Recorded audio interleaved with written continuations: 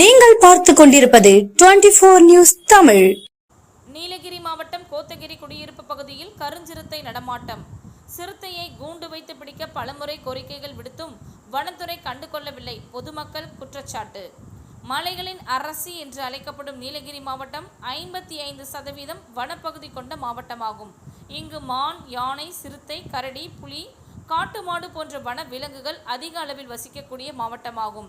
இந்த நிலையில் வனவிலங்குகள் சமீப காலமாக உணவு மற்றும் தண்ணீர் தேடி குடியிருப்பு பகுதிகளுக்கு வர தொடங்கியுள்ளன.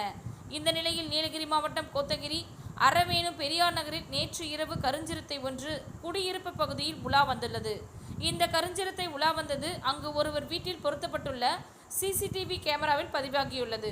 இதனை கண்ட அந்த வீட்டின் உரிமையாளர் இந்த காட்சியினை இணையத்தில் பதிவிட்டுள்ளார். தற்பொழுது இந்த வீடியோவானது இணையத்தில் வைரலாகி வருகிறது.